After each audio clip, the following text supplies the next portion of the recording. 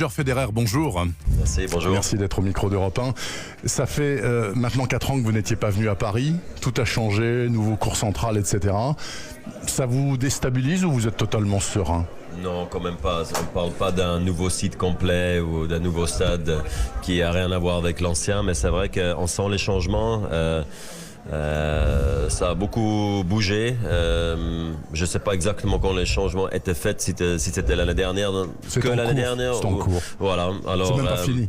En fait, je ne savais pas que, pour une raison ou une autre, je me souviens pas que quelqu'un m'avait dit qu'il y avait le nouveau terrain dans le Botanical Garden. Absolument. Là, voilà, et que le cours numéro 1, apparemment, il sera plus là l'année prochaine. Je savais pas de tout ça il y a quelques mois en arrière. Ouais. Oui, le cours historique, il y a quelques mois en arrière, j'ai un peu entendu de ces plans-là. Alors d'un côté, c'est dommage parce que moi je suis quand même assez nostalgique aussi, mais en même temps, et je suis excité à voir qu'est-ce que ça donne. Et forcément, le toit pour l'année prochaine, ça va être, je pense, quand même très important et cool pour le tournoi. Roger Federer, au point où vous en êtes physiquement et psychiquement parlant, est-ce que vous qui n'avez gagné qu'une seule fois à Paris il y a 10 ans, vous allez gagner là, en 2019, ou vous le sentez pas bien ? Si, je me sens très bien en fait, beaucoup mieux qu'il y a quelques années en arrière quand j'étais à Roland-Garros avec un dos cassé, avec un genou cassé. Alors cette année c'est une bonne année. J'ai très bien débuté. Je suis pas le favori, je suis bien conscient de ça. Il y a des autres qui sont beaucoup plus favoris que moi, mais je pense quand même que je peux aller loin. Je pense quand même que je peux poser des difficultés aux meilleurs joueurs ici sur Terre. En l'occurrence, Nadal et Djokovic, c'est ça ? Ou d'autres encore ? Oui, je pense quand même Thiem, Tsitsipas, Fognini. Il y a quand même plein de gens qui se sont bien prouvés. Récemment, tout cela. Oui, je les ai beaucoup vus aussi, voilà. Mais ça fait tellement longtemps que j'ai plus joué contre tous ceux-là sur terre battue. Alors il y a un peu l'inconnu, et j'aime bien ce côté un peu inconnu parce que c'est les fans qui savent pas, les adversaires qui savent pas, moi-même jusqu'à certains degrés qui savent pas. Et ça me fait repenser à l'année 2017 en Australie, quand je suis revenu de ma blessure et personne n'en savait. Et pour finir, je jouais complètement librement et c'était un feeling assez sympa. Est-ce que vous avez vaguement une idée de la suite, Roger Federer ? Vous avez 37 ans, vous êtes numéro 3 mondial, vous avez une longévité extraordinaire, une notoriété pas possible. Vous voyez quoi là dans 5 ans ? Vous serez encore en train de taper la balle à Roland-Garros ou à Wimbledon ? Je pense pas, non. Dans 5 ans, j'ai plus que 40 ans et tout ça. C'est difficile à me voir faire ça encore, mais c'est vrai que j'ai arrêté de skier il y a 11 ans parce que je pensais j'étais à la fin de mes jours, peut-être sur le tour, peut-être j'avais encore 4-5 bonnes années et après en tout cas c'est fini et là 11 ans plus tard je suis toujours en train de jouer. Alors, mais c'est vrai que dans 5 ans je me vois plus faire des choses avec ma famille, pour la fondation, le business, le tennis quand même aussi jusqu'à certains degrés, peut-être des matchs d'exhib ou et puis pour la Laver Cup, on va en parler juste dans un instant, j'espère en tout cas. Mais tout de même, Roger Federer, est-ce que vous avez bien conscience que vous êtes une légende vivante? Vous l'avez vu peut-être ici, quand vous êtes allé vous entraîner, les gens sont arrivés en paquet alors que votre collègue d'avant, il n'y avait personne pour le regarder s'entraîner. Comment est-ce que vous comprenez ça?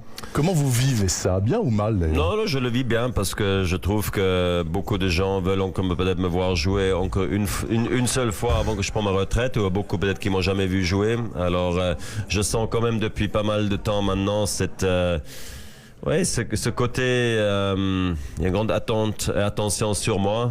C'est vrai, je m'habitue un peu à ça, mais en même temps, c'est avec beaucoup de gratitude que je vis ces moments, parce que je pense qu'avec l'âge et l'expérience, et avec la distance que j'ai avec le tennis, je le gère bien et à la fin, j'essaie de jouer le mieux possible, de prendre le plus de plaisir. Et j'arrive encore à le faire et le corps me permet, ma femme, mes enfants, tout le monde me permet encore de rester sur le tour. Et tant que je prends plaisir et j'ai l'impression que je peux encore gagner les grands tournois et battre les meilleurs, j'y resterai encore un peu, mais on verra combien de temps, quoi. Et l'image du public à votre égard, c'est Federer, classe et sympa. Ils ont raison ou ils ont tort? C'est dur de vous juger vous-même. Oui, exactement. En tout cas, je trouve que je suis un gars sympa, un gars rigolo. Voilà, j'aime bien faire des conneries aussi. Peut-être on le voit pas assez souvent parce que voilà. Mais du genre. Voilà. Et Et classe, voilà. J'aime bien donner une bonne image pour le sport, pour le tennis, aussi être peut-être certains idoles pour les gamins, pour les jeunes. C'est quelque chose qui est important pour moi. Je suis pas le seul sur le tour qui le fait. D'ailleurs, il y a d'autres qui le font aussi très très bien. Alors. Et je me bats avec le français, peut-être les Français ils apprécient ça, je sais pas. Ah non, vous vous battez pas, vous le maîtrisez très bien. Et alors, ce qui vous plaît également depuis peu, et je pense que vous allez y passer pas mal de temps dans l'avenir, c'est la Laver Cup que vous avez créée en honneur de Rod Laver, le grand tennisman australien. Bon, maintenant c'est rentré dans l'ATP, ça va compter pour des points, ça va devenir peut-être sérieux. Pourquoi Laver? Pourquoi lui?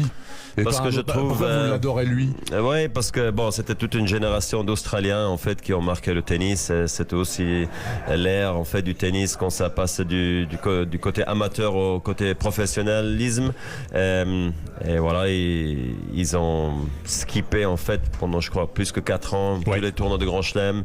Et ils ont fait leur sacrifice. Ok, c'était pour l'argent, c'était aussi pour pouvoir gagner de l'argent plus tard dans la carrière, mais ils ont fait des sacrifices, des grands sacrifices même.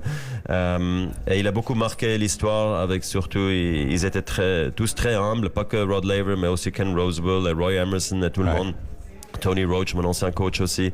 Et je trouvais que c'était peut-être une jolie idée, de pas oublier tous ceux qui ont créé ce joli jeu, le tennis, si vous voulez, et peut-être créer tous ensemble en fait ce lien, le mix des générations de Laver jusqu'aux teenagers qui jouent aujourd'hui, et de passer du temps ensemble. Les coachs sont John McEnroe et Björn Borg pour les deux équipes, pour Team World et Team Europe, voilà.